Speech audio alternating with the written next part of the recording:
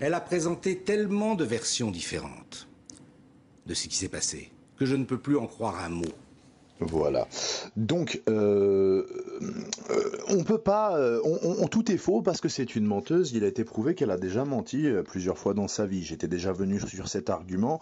Si ça fait jurisprudence, ça veut dire que plus aucun d'entre vous, messieurs les politiques, si vous étiez agressé par un fou qui pense que en plus de vous remettre en place, il faut venir vous taper dessus, ce que je ne pense pas. Mais si ça arrivait là et que vous portiez plainte, vous tous, hommes politiques, personne ne vous croirait. Vous n'auriez plus le droit de porter plainte parce que vous avez tous menti. Et surtout vous, monsieur DSK, là, parlons de la MNEF. Le fond de l'affaire, je m'en fiche, moi. Ce qui est vrai, c'est que il est reconnu qu'il a été fourni des documents antidatés qui permettaient de vous innocenter dans cette affaire de la MNEF. Ces documents antidatés, donc, comportant des polices de caractère qui n'existaient pas au moment des faits qui vous étaient reprochés. Donc, monsieur, vous avez vous aussi menti, cette affaire est inextricable si on suit votre logique absurde. Donc, ce qu'on va faire maintenant, on va conclure, parce que je sens que si je diffuse encore la voix de Dominique Strauss-Kahn, beaucoup de femmes ici n'en pourront plus. Elles vont se retrouver totalement hirsutes de désir, transpirantes et surexcitées. Donc je vais leur épargner cette épreuve difficile pour une femme de fantasmer à ce point sur un homme qui leur est définitivement inaccessible. Et je pense que c'est ça, en fait, qui se passe en France. Il n'y a pas de problème avec le pouvoir d'achat, avec la crise, avec tout ça, avec la destruction de l'amour, avec la destruction du couple. C'est pas pour ça que les gens dépriment. Les gens dépriment parce que ils rêvent toutes les nuits de monsieur Dominique Strauss-Kahn qu'ils veulent comme président et que tout le monde a envie, en fait, d'avoir en bouche, hein, bien entendu. Et c'est pour ça que les gens prennent des antidépresseurs, parce que c'est dur de se dire qu'on n'aura jamais ce qu'on désire le plus dans la vie, tous autant qu'on est. Ce que nous voulons, c'est Dominique Strauss-Kahn, pour toujours, voilà. Donc, je suis désolé, les filles, vous m'en voulez peut-être, mais je ne vous diffuse plus d'images de DSK. Si vous voulez, trouvez-les vous-même, et puis fantasmez, hein. Bien entendu. Les menottes, la prison. Est-ce que vous estimez que la justice américaine a été particulièrement violente à votre égard? Comment vous dire? J'ai eu peur. J'ai eu très peur. Quand vous êtes pris dans cette sorte les mâchoires de cette machine, vous avez l'impression qu'elle peut vous broyer. J'ai eu le sentiment que j'étais piétiné, humilié, avant même de pouvoir dire un mot. Et dans cette affaire, j'ai vécu des choses violentes, oui. Et vous des attaques terribles. Et j'ai beaucoup perdu. Même si d'autres, dans d'autres circonstances, ont pu parfois perdre plus que moi. Et vous pensez qu'il y a eu... Enfin oui, hein, vous y avez beaucoup perdu, monsieur Strauss-Kahn. Excusez-moi, je vais me remettre à pleurer. Ouais, vous y avez beaucoup perdu, mais vous avez eu la présence d'esprit d'indiquer moins que d'autres. Ouais, par exemple, moins que Trévis, là, qui a été exécuté cette nuit. Hein. Il est en prison depuis 22 ans et il est exécuté sans preuve matérielle. Vous en pensez quoi? Donc effectivement, vous avez raison. Hein. Vous avez beaucoup moins perdu que d'autres et je suppose que vous allez bien vous en sortir. Comme je le disais, ça va se finir à l'Union Européenne, ça va se finir au FMI, il n'y a aucun souci. Calez tout de suite monsieur Bilderberg DSK à l'Union Européenne, faites-en ce que vous voulez, nommez-le directeur de la Banque Centrale de je sais pas quoi, de toute façon, il va faire le même métier qu'il faisait avant, c'est-à-dire couler la France, couler l'Europe, couler tout le monde au profit des États-Unis, il n'y a aucun problème, il fera ça en duo avec Lagarde, remettez-le, l'aigle à deux têtes au FMI, on n'en a rien à taper, on s'en tape, on en a marre, on a bien compris qu'on se foutait de nos gueules, et je vais vous dire un truc, après il va se justifier sur Riker, et moi je vais arrêter parce que j'en ai ras le bol.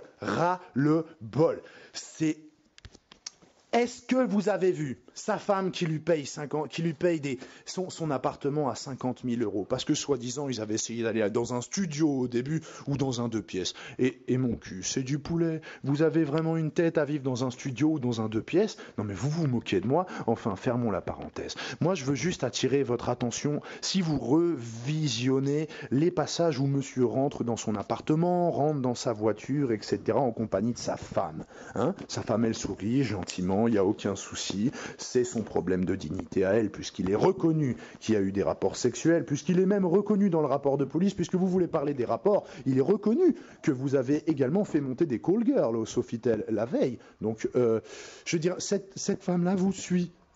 Elle est folle d'amour pour vous, puisqu'elle vous paye en plus de quoi vivre mieux que les gens de Rikers Island. Hein. Vous n'êtes pas resté très longtemps dans cet affreux cauchemar à $50,000 par mois. Eh bien, voyez-vous, la façon dont jamais vous ne vous effacez devant elle pour la laisser passer quand il s'agit de rentrer dans une voiture ou dans votre domicile, la façon dont vous lui passez devant, la façon dont votre avocat lui passe devant, dont je ne sais qui lui passe devant, le fait qu'elle reste toujours en plan sur le côté à attendre de passer, eh bien, me remplit de tristesse, me remplit même d'effroi.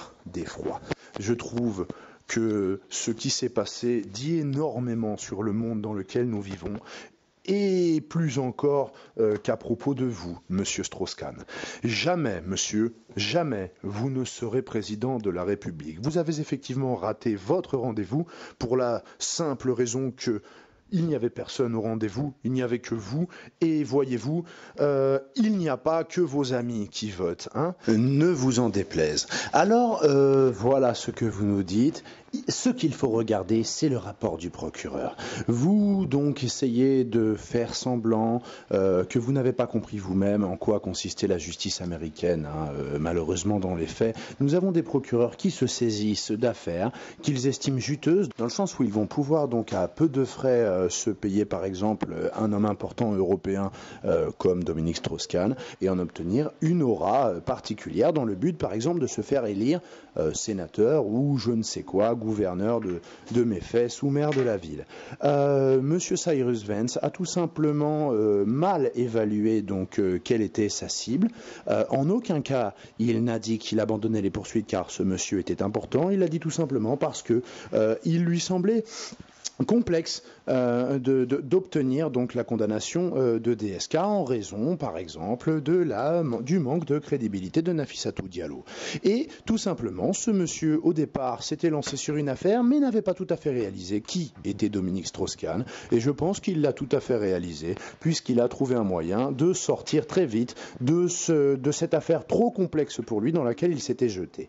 Nous pouvons donc maintenant parler de ce monsieur Strauss-Kahn qui nous explique sur quoi nous devons nous baser pour nous faire notre idée sur cette affaire. Il, à un moment ou à un autre, ne nous a jamais dit que le rapport médical était mensonger. Non, il a rebondi sur ce que lui disait Madame Chazal, lui disant que c'était fait sur déclaration de Madame Diallo. Néanmoins, l'Express a bien publié un article montrant donc ce rapport d'entrée, donc rempli par un forensique, etc., qui montre des schémas avec des zones hachurées, donc indiquant l'emplacement des traumatismes et faisant état de rougeur.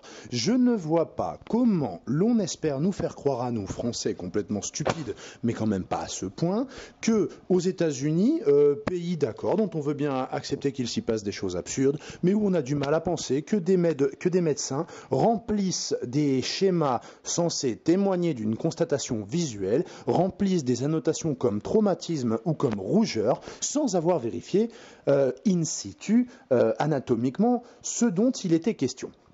Donc, je pense qu'on a véritablement fait le tour.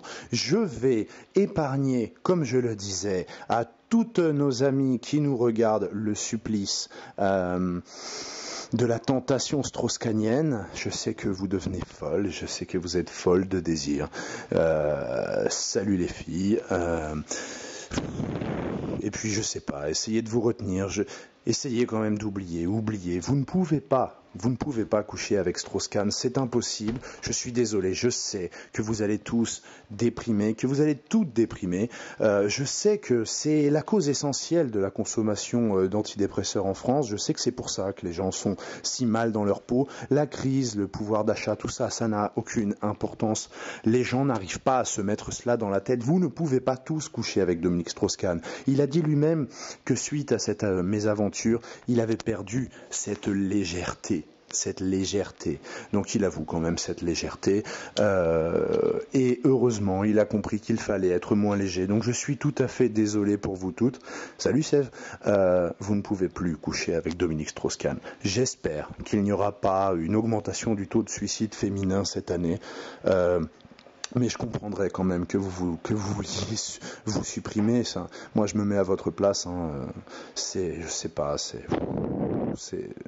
vraiment dur la vie.